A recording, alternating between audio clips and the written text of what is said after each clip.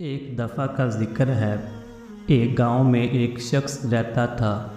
اس کا نام عبد الرحمن تھا۔ اس کے 3 بیٹے تھے۔ تینوں اپنے والد سے بہت محبت کرتے تھے۔ عبد الرحمن بھی اپنے بیٹوں سے بہت محبت کرتا تھا۔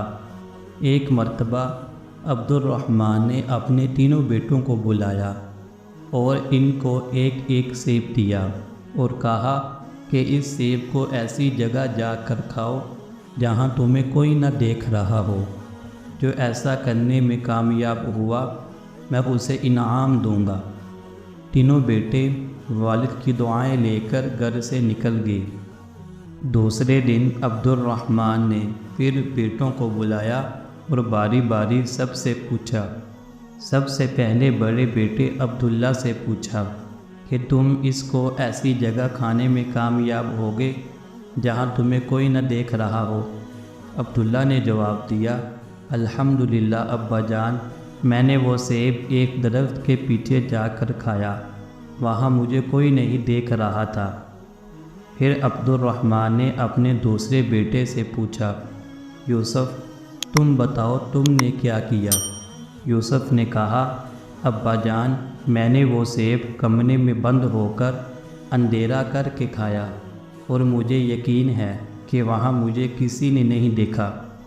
عبد الرحمن نے تیسرے بیٹے سے پوچھا، سلیم تم نے کیا کیا؟ سلیم نے کہا، ابا جان، میں نے کتاب اسماء الحسنی میں پڑھا ہے۔ اللہ کا ایک نام ہے البصیر، ہر ایک کو ہر حال میں دیکھنے والا۔ میں نے بہت سوچا اور تلاش کیا لیکن مجھے کوئی ایسی جگہ نہ ملی جہاں میرا اللہ مجھے نہ دیکھ رہا ہو۔ اللہ تو ہر جگہ دیکھتا ہے، اس لیے میں یہ سیب نہ کھا سکا ابا جان۔ عبد الرحمن نے اپنے سب سے چھوٹے بیٹے کی عقل مندی پر بہت خوش ہوا اور اس کو انعام دیا۔ پھر عبد الرحمن نے اپنے بیٹوں سے کہا، میرے پیارے بیٹوں، بے شک اللہ ہم سب کو ہر وقت ہر جگہ دیکھتا ہے، ہماری باتوں کو سنتا ہے اور جو خیالات ہمارے دل میں آتے ہیں ان کو بھی جانتا ہے، یعنی دلوں کے چھپے ہوئے رازوں کو بھی جانتا ہے۔ اللہ کی نافرمانی سے ہر وقت بچو اور اللہ کے سارے احکامات پر عمل کرو، جس پر اللہ تم سے راضی ہو جائے گا اور تمہیں دنیا میں راحت، سکون، اطمینان عطا کرے گا اور مرنے کے بعد ہمیشہ ہمیشہ کے لیے جنت میں داخل کرے گا، جہاں انسان جو چاہے گا وہ ہو جائے گا۔ انسان کے دل میں جو چاہت ہوگی وہ پوری ہو جائے گی۔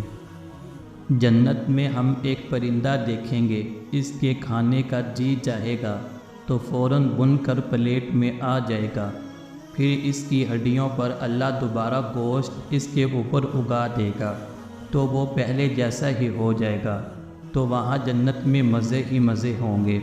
تو اس لیے ہمیں بھی اللہ کے احکامات پر عمل کرنا چاہیے۔